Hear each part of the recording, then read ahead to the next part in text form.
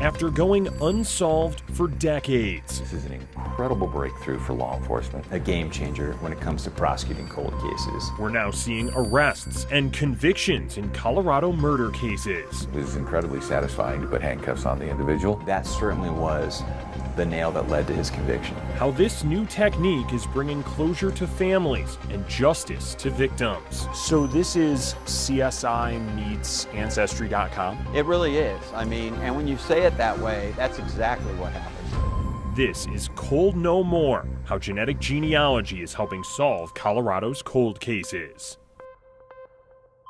This is a great day for this case. It's happened over and over again since 2020. I brought you all here because I'd like to inform you all that there has been an arrest. Law enforcement and prosecutors announcing arrests in cold cases in Colorado. We finally have closure after 39 years. What they have in common is how they ultimately got to a suspect so many years later. Genetic genealogy. Genetic genealogy. Genetic genealogy. Genetic genealogy. Genetic genealogy. These are true crime stories. Real Coloradans, men and women who were killed, murdered, some sexually assaulted, some at a young age. The leads in their cases, they simply dried up. Years, decades passed, and nothing. But these true crime stories, they don't end there. They don't end with question marks and with no closure for families. These true crime stories are ending with people in handcuffs, with guilty pleas and with guilty verdicts, thanks to this technique known as genetic genealogy. This is a technology that helps us get to the right person and hold them accountable. Genetic genealogy has opened up the doors for us to start looking for those leads proactively. We're not just waiting to see what comes. It has made a huge difference in the way that we've looked at crimes, particularly those of the most heinous, most terrible crimes that we have, sex assault, murders that are unsolved. Genetic genealogy combines two things that have been around now for some time. Genetics, or DNA, left at a crime scene, statistically specific to a single person, and genealogy, tracking a family tree or relatives from you or an ancestor. It really just gives us leads to then lead to the traditional, shoes on the pavement, investigators knocking on doors to find somebody that might ultimately lead us to our suspect. And it's turning true crime stories into closure for families. I was in the business of putting bad guys away with DNA. Mitch Morrissey is a former Denver district attorney. He specialized in DNA as a prosecutor. When I left the Denver DA's office after term limits, we had prosecuted more cold cases successfully than anywhere in the world. And he turned that expertise into a new company called United Data Connect, a company that specializes in genetic genealogy and cold cases. So we sequence the DNA and we use those databases that people think about when they think about ancestry DNA, they think about family tree DNA, they think about 23andMe. So we use two of those databases. They're the only two that cooperate with law enforcement, and we search those databases for matches to the DNA that was left at the crime scene. And sometimes partial matches come back. So usually what we get is somebody that's a cousin within the third cousin range. And then you start building family trees from that. His investigative genealogist constructs out that person's family tree using things like obituaries, wedding announcements, birth certificates, and more. Through investigative work, law enforcement can then narrow that tree down to potential suspects, get their DNA and compare it to the original at the crime scene, and cold cases can be cracked. I'd say genetic genealogy has been a breakthrough technology for us in trying to solve cold cases. Now we're looking at it from a complete different angle, which really opens up the opportunity to solve cold cases that are 20, 30, 40, 50 years old. Unsolved cold cases like Helene Pruszynski's. On the late news, they showed the body in the field. Her hands were tied. I couldn't let myself think about the horror she went through. She was murdered in December of 1980, and a young 18, 19-year-old woman here on an internship working for KOA Radio was abducted raped and murdered in Douglas County. Douglas County Sheriff Tony Spurlock worked the case. Our body was found in the early morning hours on a very abandoned road, and remember 1980, Douglas County was a very rural area. Again, that case went cold. It was worked a number of times. When I became a detective and worked my way through the Detective Bureau, I worked that case a number of times as well. The suspect left behind DNA on Helene's body and clothes. We had a genetic profile for an unknown suspect for years and years, but just nowhere to go with it. I thought they would never catch the guy. Decades later, the case was worked using genetic genealogy. We had a family. We narrowed it down to all the males. And detective work, we were in a lot of different places, Arizona, Florida. We went to a lot of places, found who we believe is the suspect, obtained his DNA again, compared it to what we have here in Colorado, received an arrest warrant, and then we went and arrested him in Union County, Florida, for the murder of Helene Pruszynski. James Curtis Clanton was charged with first-degree murder. District Attorney John Kellner of the 18th Judicial District prosecuted the case. When we had that match with her killer, there was no way for him to wiggle out of that. It took 40 years to get to this place, and I don't want to diminish that whatsoever. Mr. Clanton, you have had the benefit of a life that you took away from Helene. Clanton sat in a Douglas County courtroom nearly 4 decades after her murder. He actually ultimately pled guilty to first-degree murder of Helene Pruszynski. He was sentenced to life in prison. Her family credited the investigators who never gave up. These people are miracle workers. They're heroes. They're cut above. And each and every one of them devoted their hearts and souls to Helene's case. Morrissey and United Data Connect ran the genealogy. Sheriff Spurlock and the Dougco Sheriff's Office found the suspect. D.A. Kellner prosecuted him. All credit this new technique with putting a murderer in jail. If it wasn't for genetic genealogy, we would never have been able to clear the Helene Pruszynski case. That certainly was the nail that led to his conviction. He's behind bars. He belongs behind bars. And DNA proved that he belongs behind bars. Justice served for the victim, but also for their surviving family members, like the parents of Darlene Krashok. The body of a young woman was found last month behind a shopping center on South Academy Boulevard. Krashok was killed in 1987. She was a 20-year-old soldier at Fort Carson. Her parents, Betty and Paul, waited 32 years for answers. We never gave up on her. We never forgot her. In fact, Betty said quite a few times that, and probably a couple of the detectives could verify that we were thorn in their side. In 2019, detectives uploaded DNA found at the original crime scene to GEDmatch, an ancestry DNA database that is open to law enforcement.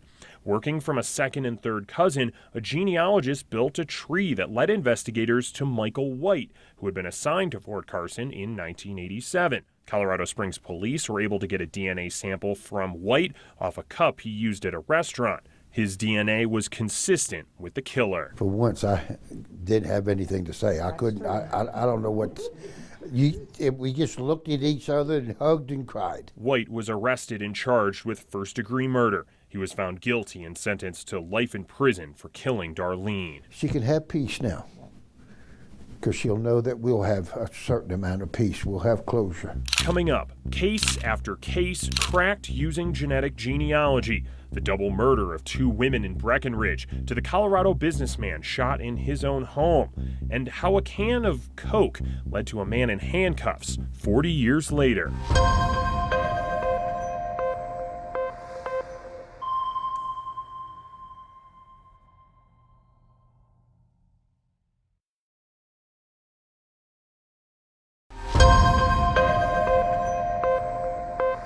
I would say that there's really nothing more satisfying than closing a cold case. Because in these cases, you're talking to victims and victims' families who just never thought that day would come. Closure is something so many families of cold case victims never thought they'd get. Yet through genetic genealogy, arrests are being made and people put away in Colorado. Probably the most satisfying point was being able to pick up the phone and call the surviving family member and say, we have caught the individual that murdered your father, your husband, your family member. For me, it's very satisfying to solve these cases, but it's also kind of bittersweet because you know the people that waited and maybe lived another 30 years, wondering what happened to their beautiful daughters. Those two daughters that Mitch Morrissey is referring to take us to the mountains outside of Breckenridge, where another Colorado cold case would come under the microscope, the murders of Annette Schnee and Bobby Joe Oberholzer. These two vibrant women with their lives ahead of them were last seen outside of Breckenridge in January of 1982. Bobby Joe's body was found the day after she went missing in a snowdrift outside of Breckenridge. Annette's body was found 6 months later. And you think about these two young, beautiful women lying in the snow after being shot, dying. Mitch Morrissey's United Data Connect worked the case using DNA on a bloody glove found at one of the crime scenes. We had over 12,000 people in this tree, in this family tree, to get to the point where we could give the sheriff's office an investigative lead. That lead led Park County investigators to a suspect that through DNA, they connected back to the murders. We arrested Alan Lee Phillips, date of birth February 6, 1951, for 2 counts each of first-degree kidnapping, first-degree assault, and first-degree homicide. We spoke to Eileen Franklin, Annette's mother, after that arrest was announced. I thought there would be no closure. I thought maybe I'd be gone before I had closure to this case. So that really, I'm ready to go when it's time now. I know. The Breckenridge case followed the genetic genealogy steps of taking unknown DNA, running it through public genealogy databases, finding a relative, building a tree, and finding a suspect. But getting from suspect to arrest and even conviction takes work. Through old school gumshoe detective work, was able to exclude this person, able to exclude that person. So when we're talking about charging somebody with something as serious as first-degree murder, you want to make sure you've got your ducks in a row. And so we're looking for a direct DNA match whenever possible. Sylvia Quayle was found dead in her home in Cherry Hills Village in 1981. Years, decades later, United Data Connect took up her case and was able to narrow things down. It came down to 2 guys, 2 brothers. One brother had a pretty extensive criminal history. The other brother had never been in trouble at all. After that, we're talking about securing surreptitious DNA. Oftentimes that's really trying to find a discarded soda can or a water bottle or a beer bottle. Bring that back to our lab in Colorado, test it for DNA, see if it's a match to our suspect. In the Quayle case, that's what investigators did to first exclude one potential suspect and then confirm another. We got a cherry Coke can out of the trash of the individual in Nebraska, and that cherry Coke can then was used to, the DNA on it was used to match the DNA left at the crime scene. And when that match took place, an arrest warrant went out. The detectives went out and arrested him. You're looking at a picture of David Dwayne Anderson. Officials announced that arrest as Morrissey explained the genealogy that led to it. We use all kinds of newspapers, public records, find out about these people and who they're related to, and eventually get it down to one suspect. That suspect, through the DNA on that Coke can, now faces first-degree murder charges. November 21, 1985, I was a deputy, patrol deputy. On that date, now Sheriff Tony Spurlock was on the original crime scene of a Denver businessman killed in his home in Douglas County. There were a lot of leads. It took us to a lot of different directions. The detectives at the time worked the case, and within a couple of years, the case went cold. There was no other leads to work on the case. Yet, once again, genetic genealogy would revive the case. And we were able to develop a tree, which was then given to our detectives. And then our detectives were able to develop essentially a suspect Spurlock followed those leads himself to Los Angeles, where Michael Jefferson was arrested. It was incredibly satisfying to put handcuffs on the individual, to have worked the case that long and to be able to have the individual there. But probably the most satisfying part was to be able to make the phone call and say, we have the individual in custody. Jefferson is now charged with first-degree murder. Without genetic DNA or genealogy and that DNA, we would not have been able to identify and place that individual at the crime scene. Coming up, how genetic genealogy can still give answers and provide some amount of closure even without an arrest. Plus, how this technique has reopened the search for a killer.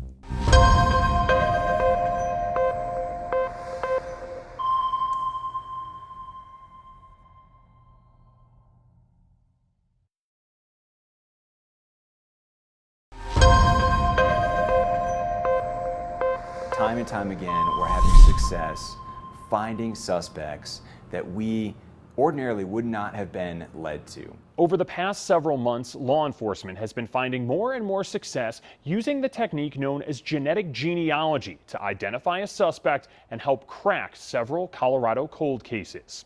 Helene Pruszynski's murderer confessed and is serving a life sentence. A jury convicted the man accused of killing Darlene Krashok in Colorado Springs.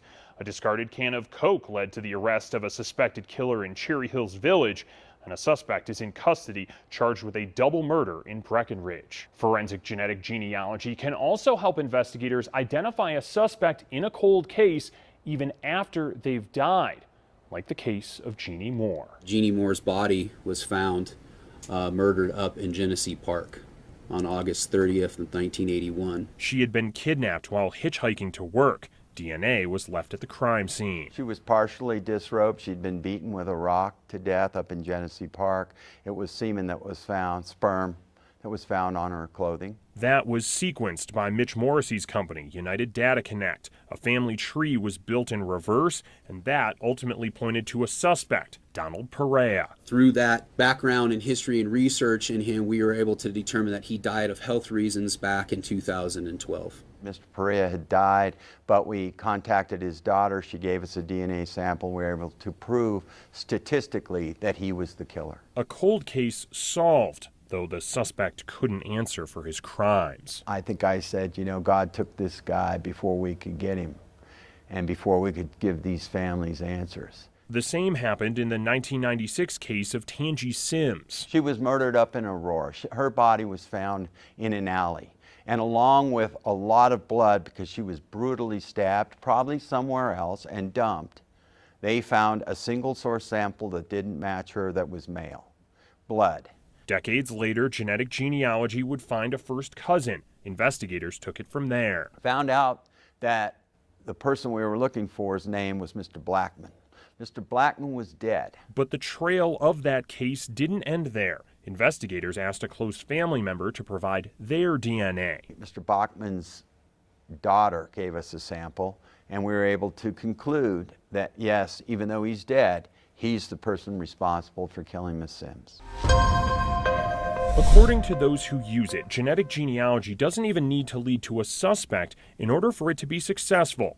Case in point, a Jane Doe in Douglas County. June 15, 1993, the body of a young woman was found in the Rainbow Creek Falls area of Douglas County. Years without knowing who she was, let alone who might have killed her. 27 years they waited for answers. They thought she was a runaway. She was identified through the work of a genetic genealogist. Today we have identified Rebecca Ann Redeker, who was known by her family as Becky. I'm just so thankful that this part has been solved, that over all of this time, there's now a family that we know this girl belonged to. The investigation into her death has now been reopened, with law enforcement asking for leads now that they know who their victim is. She is someone. She's no longer our Jane Doe.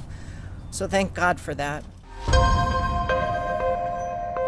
So it's fascinating to see. It's almost like this kind of golden ticket for investigators that they've been able to find. Denver 7 digital journalist Ryan Osborne covered many of these cold cases for thedenverchannel.com. Take me back to the first time you heard about this idea of genetic genealogy being used here in Colorado.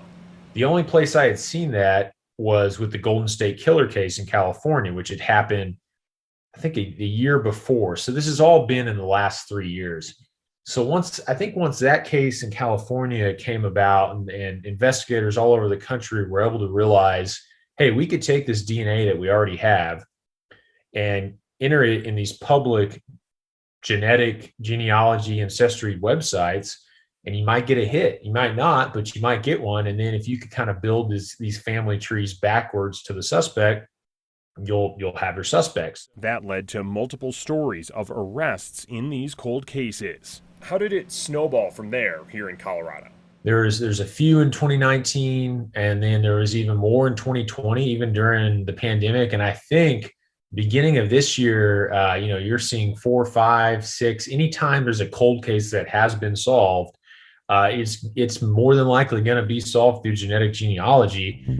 Coming up, what does the future hold for Colorado's remaining cold cases? We're going to see more successes in cold cases as we apply genetic genealogy to more and more cases. And the message for criminals now that this technology is here. We're coming after you, and we're going to use every tool that we have to do that.